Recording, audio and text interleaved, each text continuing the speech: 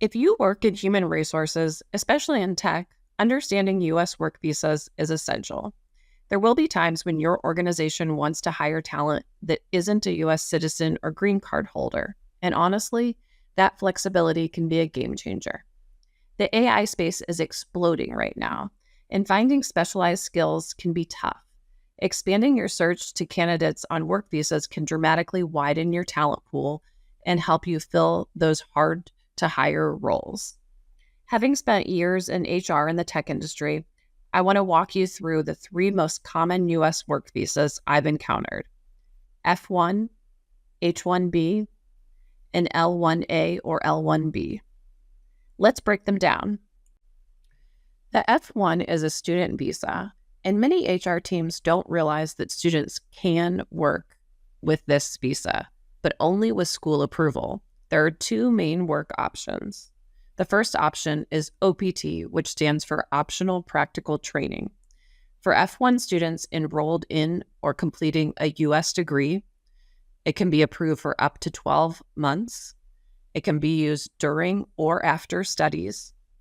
If the student is in a STEM field, they may qualify for a 24-month STEM OPT extension.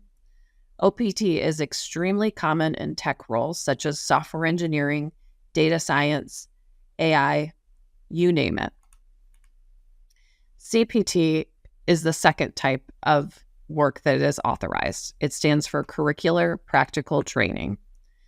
In this, it must be directly related to the student's academic program.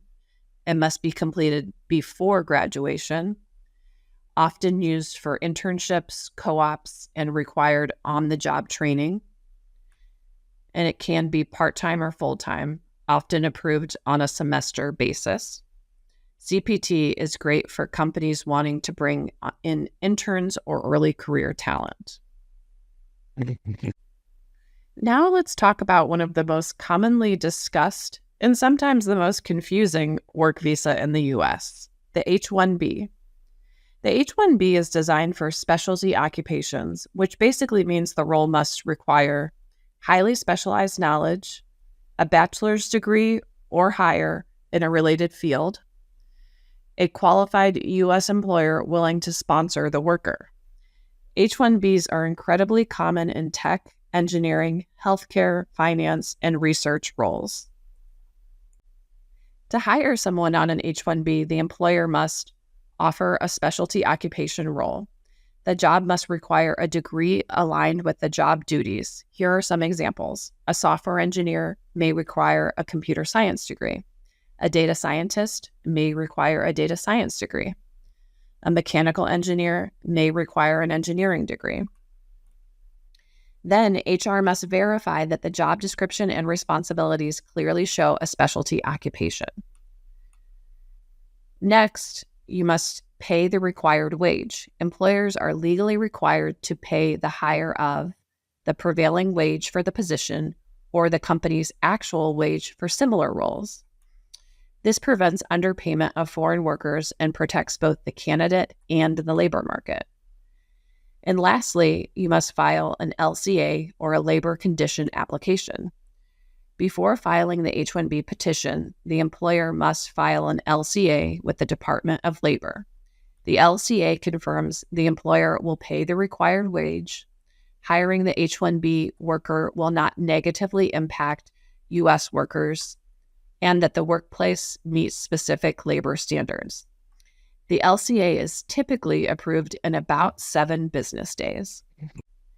The H-1B program has a yearly cap, which is why the lottery exists. The annual H-1B cap is as follows: 65,000 visas under the regular category, 20,000 additional visas for candidates with a U.S. master's degree or higher, which is sometimes referred to as the master's cap. Because demand far exceeds supply, a random lottery determines who is selected to submit a full petition. Here is a sample timeline from 2025, just to get a feel for how everything falls into place. March 25th, 2025 was when registration closed. Along with that, employers needed to submit a $10 registration fee for each candidate. The USCIS conducts the lottery after the registration close. Selected applicants are notified through their USCIS online account. On June 30th, 2025, the deadline to submit a full H-1B petition. And October 1st, 2025, the H-1Bs start and are effective. It's important for HR to track these dates closely. Missing a deadline can delay a candidate's ability to work in the U.S. for an entire year. For those not selected in the lottery, they may resubmit for the lottery the following year. The H-1B is initially granted for 3 years and can be extended for a maximum of 6 years. However, if the employee is in the green card process, they may be eligible for 1-year extensions beyond 6 years if the green card process has been pending for 365 days or more, or a 3-year extension if they have an approved I-140 or immigrant petition. This is why so many F-1 and L-1 visa holders eventually try to move to the H-1B. It gives flexibility during long green card wait times. Here is what HR must track. The public access file, also referred to as the PAF. Employers must maintain a PAF containing the LCA, wage documentation, posting notices, supporting information about how the wage was determined. This file must be available for public inspection within 1 business day of filing the LCA. HR also needs to keep an eye on job location changes. If the employee moves to a different work site, a different city, a remote work that shifts the geographic pay area, a new LCA may be required. HR must keep an eye on worksite changes to avoid compliance issues. If job duties change significantly, or salary or location changes, the employer may need to file an amended H-1B petition. And when thinking of H-1Bs, here are some pitfalls HR teams often don't know about. Knowing these will help you stay ahead of the game. First, hiring an H-1B candidate without confirming they have continued work authorization. Or moving an H-1B employee to a new location without filing a new LCA. Underpaying the required wage for the role. Missing the H-1B cap season deadlines. And last, not involving immigration counsel early enough. Avoiding these mistakes protects both the company and the employee. Bottom line, the H-1B can feel complicated, but it's one of the best long-term visa solutions for hiring highly skilled talent. As long as HR partners with immigration counsel, tracks deadlines, meets wage requirements, and understands the lottery process, the H-1B can be a reliable path for growing teams. Next up, the L visas. The L1 category allows multinational companies to transfer employees from an office abroad to a U.S. office. To qualify, the employee must have worked outside the U.S. for the company for at least 1 continuous year. The U.S. role must align with appropriate category below. L1A is for managers and executives, valid for up to 7 years. L1B is for employees with specialized knowledge, valid for up to 5 years. These visas are especially common across the tech industry. So what happens when the visa time runs out?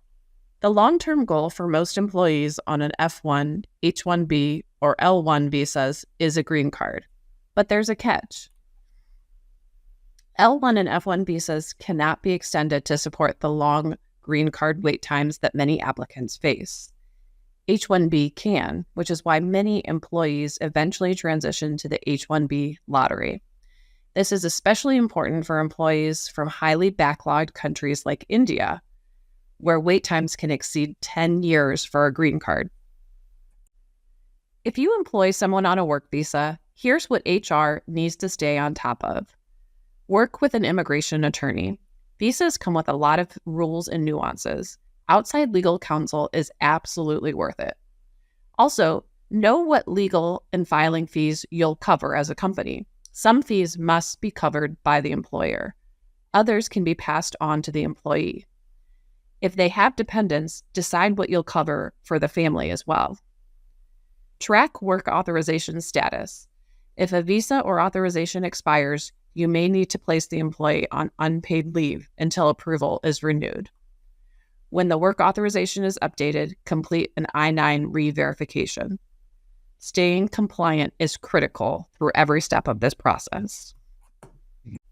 Hiring international talent can open doors to incredible skill sets, especially in competitive fields like tech and AI. Understanding common visa types helps HR teams hire smarter, support global employees, and stay compliant with immigration laws. Good luck, and don't forget to partner with Immigration Counsel when in doubt.